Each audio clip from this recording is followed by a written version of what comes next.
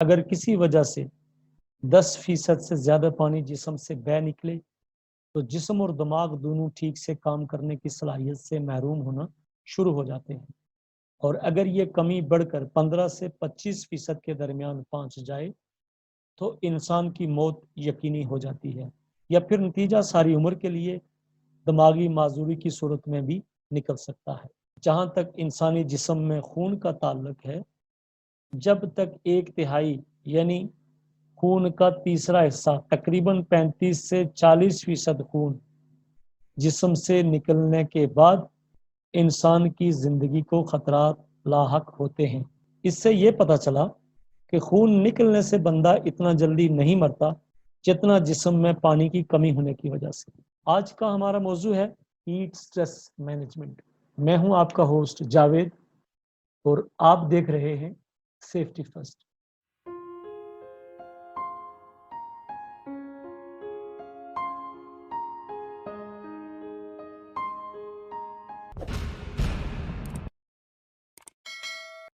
अगर आप चैनल पे नए हैं तो चैनल को सब्सक्राइब कीजिए, और अगर वीडियोस आपको इंफॉर्मेटिव लगती हैं, आपको हेल्प करती हैं, तो उन्हें लाइक और शेयर ज़रूर कीजिए। अब हम देखते हैं कि हीट स्ट्रेस होती क्या है और उसको मैनेज कैसे करते हैं। अंग्रेजी में 2 टर्म्स गर्मियों के दिनों में एक वर्कर से लेकर प्रोजेक्ट मैनेजर तक सभी सुनते और बोलते हैं, heat stress, heat stroke, heat stress management. आज हम देखते हैं कि हीट स्ट्रोक क्या है, ये क्यों खतरनाक है, इसको जानलेवा क्यों समझा जाता है, इसकी अलामात क्या हैं, और इस कैफियत में पहुंचकर एक वर्कर या फिर एक आम शख्स की जिंदगी को बचाया कैसे जा सकता है। हीट एग्जॉशन का मतलब होता है गर्मी से थकावट, और हीट स्ट्रोक बोलते हैं लू लगने को। बाज़ चीज़ों का अंग्रेजी से उर्दू में तर्जमा करना ही इतना मुश्किल है कि जब हम उस चीज़ को उर्दू में बोलते हैं तो समझ लगती है कि शायद अंग्रेजी में उसे समझना ज़्यादा आसान है, उर्दू में समझना और भी ज़्यादा मुश्किल है। हीट स्ट्रोक और हीट एग्जॉशन की अलामात क्या है, लू लगने की अलामात क्या है?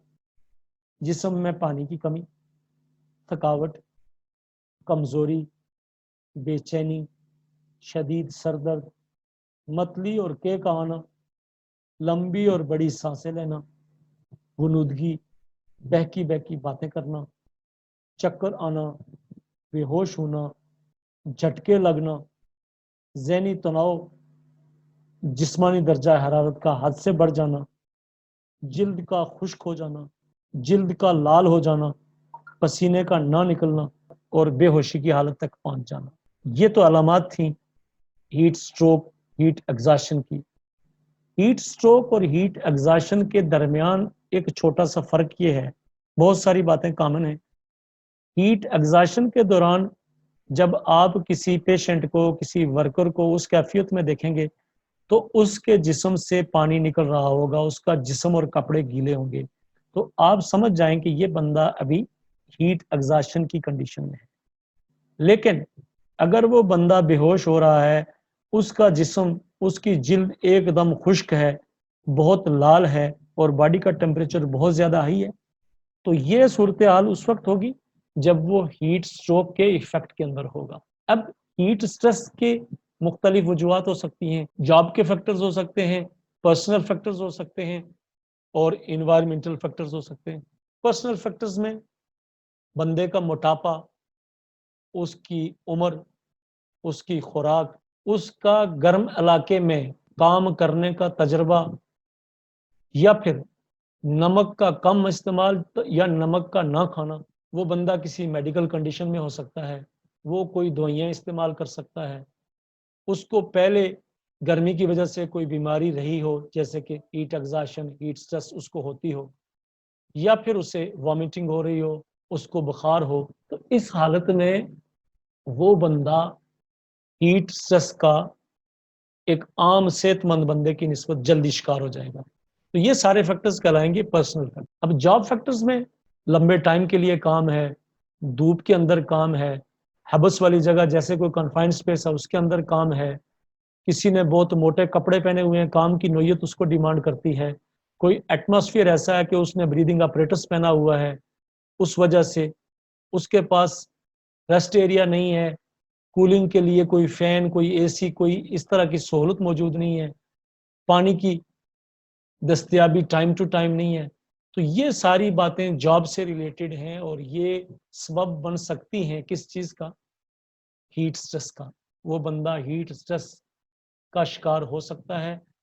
ان سارے کاموں کے نتیجے میں اسے ہیٹ ایگزاشن یا ہیٹ سٹروک کا سامنا کرنا پڑ سکتا ہے۔ انوائرمنٹل فیکٹرز، ایئر ٹیمپریچر، کسی مشینری کے پاس کام کر رہا ہے، جہاں مشینری چل رہی ہوتی ہے وہاں گرمی ہوتی ہے، آٹومیٹکلی بات ہے، یہ فیکٹر ہو سکتا ہے۔ ہیومیڈیٹی بہت زیادہ ہو، اس کے بعد ہوا نہ چل رہی ہو اور بندہ دھوپ کے اندر کام کر رہا ہے، تو اس حالت میں بھی اسے ہیٹ سٹروک یا ہیٹ ایگزاشن کا سامنا کرنا پڑ سکتا ہے۔ اس وقت اسے ہیٹ سٹریس مینجمنٹ کی ضرورت پڑے گی جب وہ اس طرح کی کنڈیشنز میں کام کر رہا ہوگا۔ اب سوال یہ ہے، ہیٹ سٹروک سے کون کون متاثر ہو سکتا ہے؟ مزدور، کھلاڑی، بچے اور بزرگ۔ ہیٹ سٹروک سے متاثر ہونے والوں میں یہ ٹاپ آف دا لسٹ ہوتے ہیں، مگر اس کا یہ مطلب ہرگز نہیں کہ عورتیں اور مرد حضرات سخت گرمی یا لو لگنے سے متاثر نہیں ہوں گے۔ فرق بس اتنا ہوگا کہ ان میں اثرات کی شدت مزدوروں، کھلاڑیوں، بچوں اور بزرگوں کی نسبت کم ہوگی۔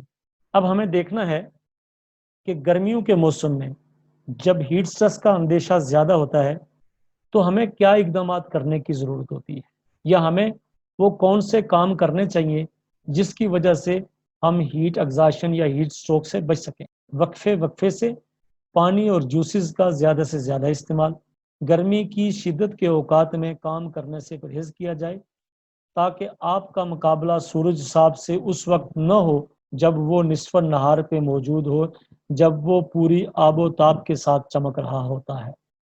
سخت گرمی میں زیادہ مشقت والا کام نہ کیا جائے، بلکہ کام کو اس طرح پلان کیا جائے کہ صبح کے وقت زور والا اور طاقت والا کام ہو اور دن میں چھوٹے چھوٹے ٹاسک جو آسانی سے انجام دیے جا سکیں وہ کیے جائیں۔ متوازن غذا کھائی جائے جس میں سبزیاں اور پھل باکثرت ہوں۔ شدید گرمی میں ننگے سر پھرنے کے بجائے سر کو ڈھانپا جائے اور کام کے دوران ہر 15-20 منٹ کے بعد بریک کی جائے، ریسٹ کی جائے۔ اس دوران الیکٹرولائٹ، پانی اور نمک کا استعمال کیا جائے۔ ایک بات ذہن میں آتی ہے، ہم نے حفاظتی اقدامات، علامات، ان سب کو بیان کر دیا۔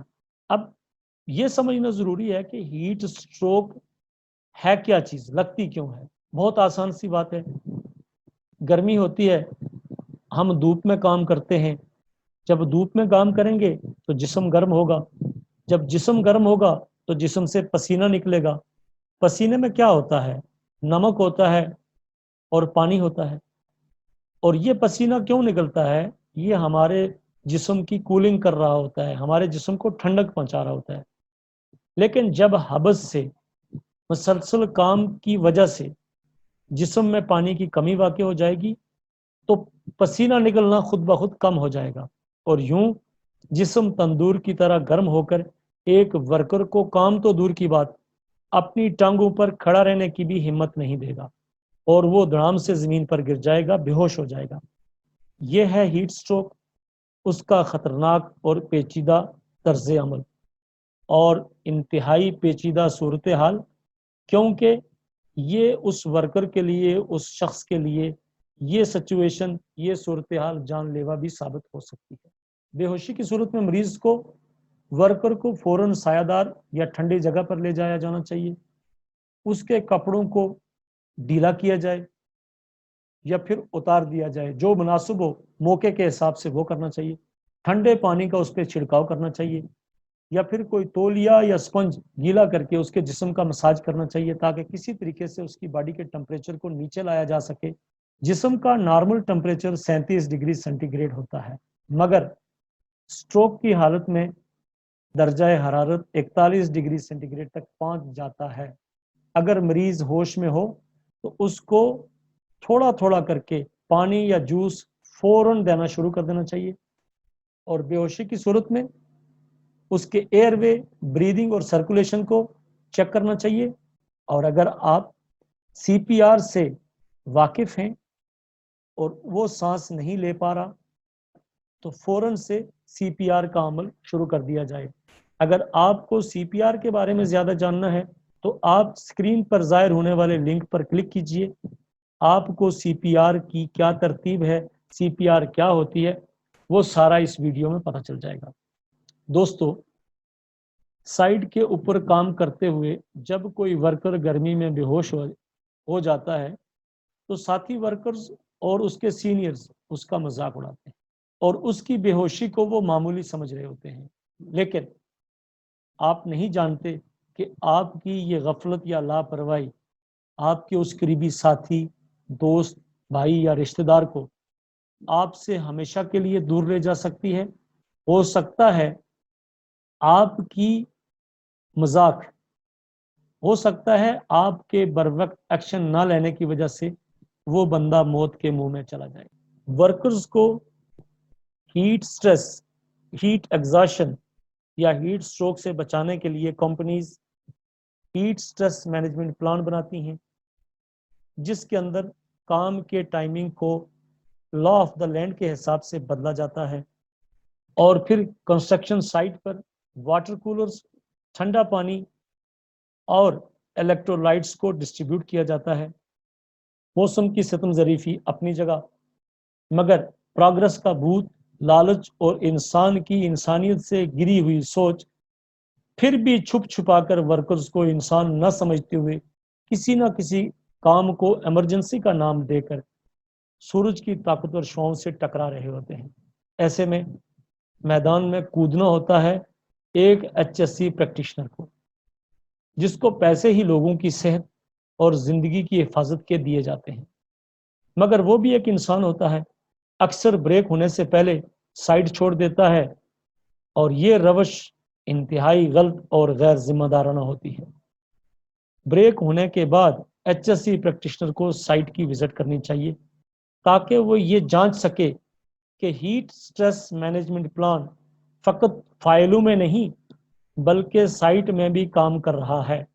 اگر آپ ہیٹ سٹریس، ہیٹ سٹروک یا ہیٹ ایگزاشن سے بچنا چاہتے ہیں تو اس کے لیے آپ کو ورکرز کو ٹرین کرنا، ان کے لیے پانی، ریسٹ ایریا اور الیکٹرولائٹ کی دستیابی کو انشور کرنا، پروجیکٹ مینجمنٹ کے گرد شکنجا کسنے کے بعد گرمیوں میں ہونے والے ٹاسک کو پلان کرنا، میڈیکل سٹاف، ایمرجنسی وہیکل اور فرسٹ ایڈرز کو تعینات کرنا، ورکرز سے ان کی طاقت سے زیادہ کام نہ لیا جائے اس بات کا اچھی طرح اندازہ کرنا، بڈی سسٹم کو لاگو کرنا تاکہ ایمرجنسی کی صورت میں مسنگ پرسن کی تلاش لمحوں میں ممکن بنائی جا سکے نہ کہ گھنٹوں میں، کولنگ اور وینٹیلیشن کا ارینجمنٹ کرنا،